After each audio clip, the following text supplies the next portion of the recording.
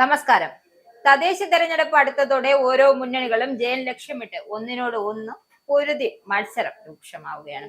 ഈ അവസരത്തിൽ മറ്റൊരു കാര്യം പറയാതിരിക്കാനാകില്ല. അതായത് വോട്ടുമറിക്കലും പിടിക്കലും ഒക്കെ തെരഞ്ഞെടുപ്പിലെ ഒരു പ്രധാന ഘടകമാണ്. അതിന് ഏത് തെരഞ്ഞെടുപ്പാലും അക്കാര്യത്തിൽ വലിയ മാറ്റങ്ങളൊന്നും ഉണ്ടാകാൻ പോകുന്നില്ല. പറഞ്ഞു വരുന്നത്, തദ്ദേശ തെരഞ്ഞെടുപ്പിൽ മുസ്ലിം തീവ്രവാദ പ്രസ്ഥാനങ്ങളുടെ വോട്ടുറപ്പിക്കാൻ CPM കോൺഗ്രസ് മത്സരത്തെ കുറിച്ചാണ്.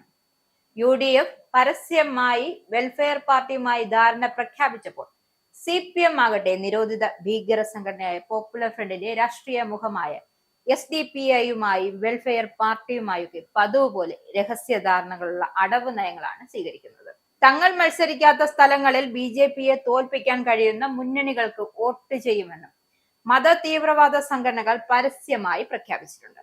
അതിന് വ്യക്തമായൊരു കാരണം കൂടിയുണ്ട്. അതായത് ഇടതു വലത് മുന്നണികൾക്കുള്ള പരസ്യ ഓഫറാണ് ഈ സംഘടനകൾ നൽകിയിട്ടുള്ളത്. കൂടുതൽ സ്ഥലങ്ങളിൽ പിന്തുണ നേടിയെടുക്കുന്ന കാര്യത്തിലാണ് ഇരു മുന്നണികളുമായി മത്സരം നടക്കുന്നത്. കഴിഞ്ഞ പാലക്കാട് ഉപതെരഞ്ഞെടുപ്പിൽ UDFനാണ് ഇതിൽ വിജയിക്കാനായത്. അതിന്റെ നേട്ടം അവർക്ക് ലഭിക്കുകയും ചെയ്തു.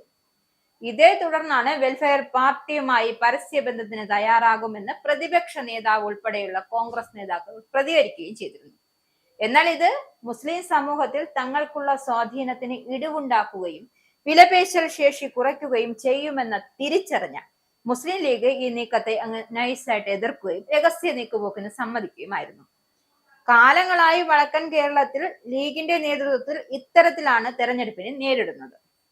പൗരത്വ ഭേദഗതി നിയമം ഉൾപ്പെടെയുള്ള വിഷയങ്ങൾ ആളിക്കത്തിച്ച് മുസ്ലിം മതവികാരം തങ്ങൾക്ക് അനുകൂലമാക്കി മാറ്റാൻ എല്ലാവിധ തീവ്ര സംഘടനകളുമായും കൈകോർത്ത CPMനും ഇടതുപക്ഷത്തിനും ലോക്സഭാ തെരഞ്ഞെടുപ്പിൽ കനത്ത തിരിച്ചടിയാണ് ഉണ്ടായത്. കൈപൊള്ളിയ CPM അയ്യപ്പ സംഗമം അടക്കമുള്ള അടവുകളുമായി രംഗത്തെത്തിയെങ്കിലും ശബരിമല സ്വർണ്ണ കവർച്ചയും തുടർ വിവാദങ്ങളും ഒക്കെ തിരിച്ചടിയായെന്ന് പറയാതിരിക്കാനാവില്ല. ദേവസ്വം ബോർഡ് പ്രസിഡന്റ് അംഗങ്ങളും ഉൾപ്പെടെയുള്ളവർ ആരോപണ വിധേയരാവുകയും മുൻ ദേവസ്വം മന്ത്രിയിലേക്ക് വരെ അന്വേഷണം എത്തുകയും ചെയ്യുന്ന സാഹചര്യത്തിലേക്കാണ് കാര്യങ്ങൾ പോകുന്നത്. പാർട്ടിയിൽ നിന്ന് അകന്ന പരമ്പരാഗതമായി പിന്തുണച്ചിരുന്ന സമൂഹങ്ങളെ വീണ്ടും അടുപ്പിക്കാനുള്ള ശ്രമങ്ങളും വിജയം കാണാത്ത സാഹചര്യത്തിൽ ഏത് ഭീകര സംഘടനകളെയും കൂട്ടുപിടിച്ച് തെരഞ്ഞെടുപ്പിനെ നേരിടുക എന്ന തന്ത്രമാണ് CPM പയറ്റുന്നത്. തദ്ദേശ തെരഞ്ഞെടുപ്പിൽ ഫലം ഉടനെ വരുന്ന നിയമസഭാ തെരഞ്ഞെടുപ്പിനെയും സ്വാധീനിക്കുന്ന സാഹചര്യത്തിൽ ഇടതു വലത് മുന്നണികൾ SDPIയുടെയും വെൽഫെയർ പാർട്ടിയെയും ഒക്കെ എങ്ങനെയും പ്രീണിപ്പിക്കാനുള്ള മത്സരമാണ്. എല്ലാവരുടെയും പൊതു ശത്രു BJP ആയതിനാൽ അടവ് നയത്തിൽ ആര് വിജയിക്കുമെന്ന് കണ്ടറിയണം.